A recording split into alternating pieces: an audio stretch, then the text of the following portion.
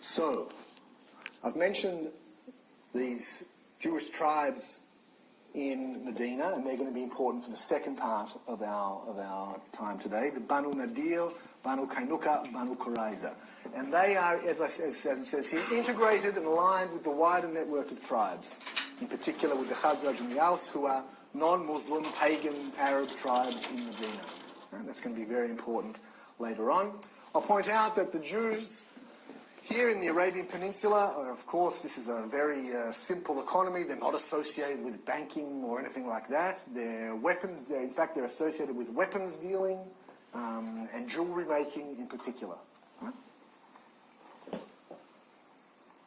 Okay. All right, so as for Muhammad, we need to separate out what we can say about Muhammad from the Quran itself and then from later literature. There's a whole genre of literature, the Sirah, the life of the Prophet, which gets written in particular by Ibn Ishaq in the 8th century. But a lot of it's very apocryphal, so there isn't a great deal that we can say with certainty about Muhammad. But according to tradition, he's born in the year 570, and the revelations that Muhammad will receive will begin in the year 610, and will conclude. I think the story pretty much concludes in the 630s. It's what Islamic tradition remembers, the name they give the year of his birth. According to tradition, again, later sources, there was now I can't remember whether it's Sasanians or Africans. I think it's African Christian tribes who had attacked Mecca and with war elephants. But the Kaaba, according to tradition, was miraculously saved. And so it's known as the Year of the Elephant. Yeah? As I noted, Muhammad is from the tribe, the Quraysh, in particular, the subclan of the Hashim. What's important, the basic details of his life, that he's orphaned early, lives with his uncle Abu Talib, eventually marries a wealthy widow, and it's actually in her working for her after he's married her that he works.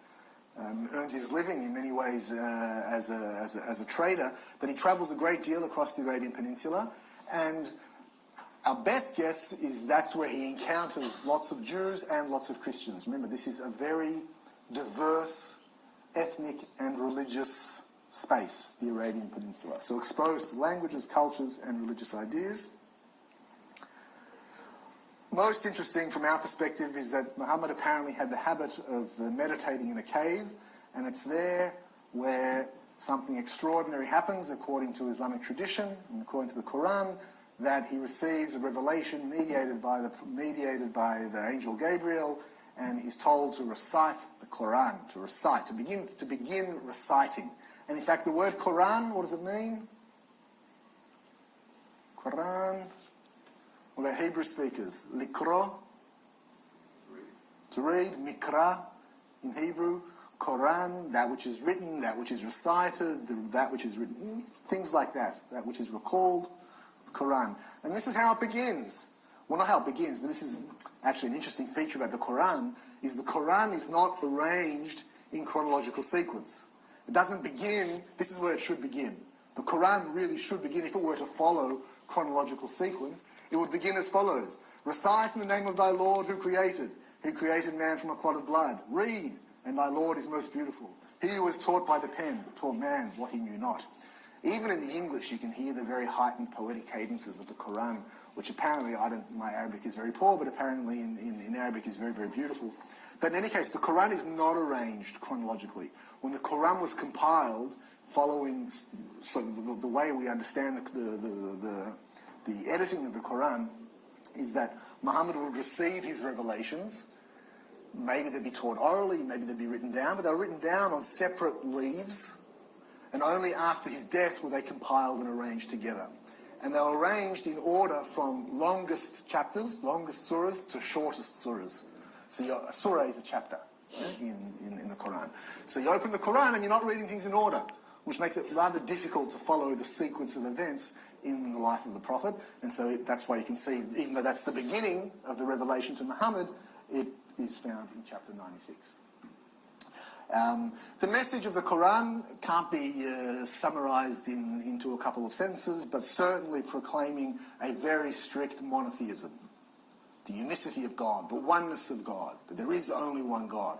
Also important to appreciate that the Quran, relative to what was the norm of society in the Arabian Peninsula in the 7th century, the Quran is light years ahead in terms of the kinds of social justice that it imagines for the orphan, for the widow, for women as well, compared to what was the norm in Arabian society in the 7th century. The Quran is very, very progressive in that sense. We don't need to say too much about that.